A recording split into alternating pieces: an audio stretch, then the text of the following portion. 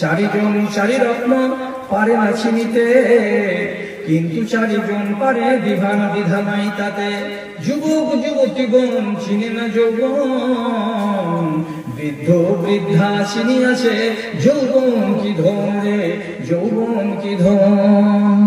সুখ কি পদার্থ সুখী পারে না চিনিতে, সুখ কি পদার্থ সুখী পারে না চিনিতে। দুঃখীকে জিজ্ঞাসা তিনি পারিবেন বলিতে গো, পারিবেন বলিতে।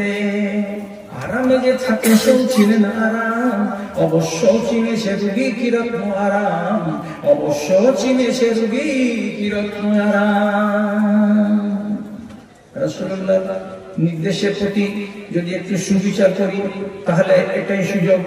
যে বয়সে আপনি আছেন জ্ঞান নিয়ে আছেন, জ্ঞানটা নষ্ট হওয়ার আগে আগে আপনি আল্লাহ রাব্বুল আলামিনকে রাজি করে নেন।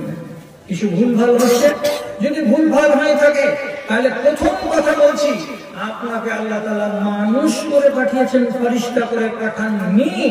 ফেরেশতাদের ভিতরে তাদের কামনা নেই, তাদের বাসনা নেই, তাদের ইচ্ছা নেই, তাদের আকাঙ্ক্ষা নেই, তাদের ভেতরে লোভ নেই, তাদের ভেতরে লালসা নেই।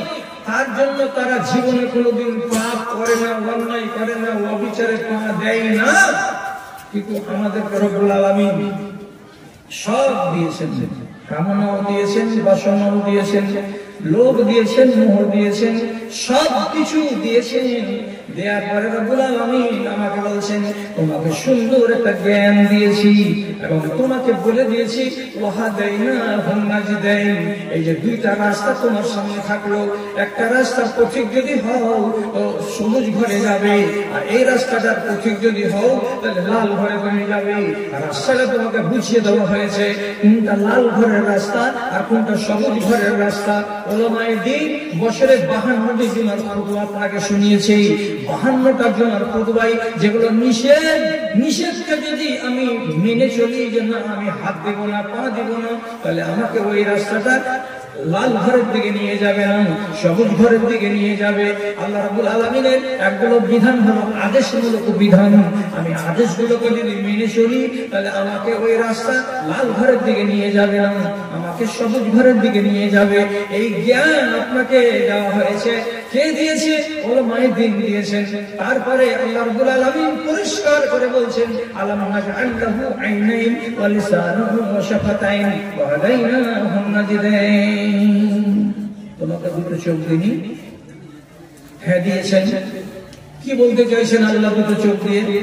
রাস্তা দিয়ে যখন চলছো, সামনে যদি কাটা খাচ্ছে তাহলে পা দাও না, ডান দিকে সরে গিয়ে বাম দিকে সরে গিয়ে পার পেয়ে যাচ্ছ, করছো না এরকম? হ্যাঁ। সামনে রাস্তা চলতে গিয়ে রাস্তায় যদি ময়লা থাকে, ময়লাতে কেন পা দাও না? তুমি জানো যে ময়লাতে পা দিতে গেলে দুর্গতি হবে। তোমার চোখ যদি তোমাকে এই জ্ঞানটা দেয় যে আমি রাস্তাটাকে দেখে দেখে দেখে দেখে চলছি, তাহলে তোমার চোখ তোমাকে কেন জ্ঞান দেবে না যে রাস্তাটা দিয়ে যাচ্ছ এটা নরকের দিকে যাবে না স্বর্গের দিকে যাবে? তাহলে সব কথা আল্লাহ রাব্বুল আলামিন এক এক করে আমাকে জানিয়ে দিয়েছেন, এক এক করে আমাকে শুনিয়ে দিয়েছেন। তাহলে সুযোগের সদ্ব্যবহার করার একটা যে ফজিলত আছে, এটাকে আপনি কোনো সময় অস্বীকার করতে পারবেন না। আপনাকে ন্যায্য একটা ইতিহাস শোনাচ্ছি, সত্যিকারই আপনি এখান থেকে জ্ঞান পাবেন।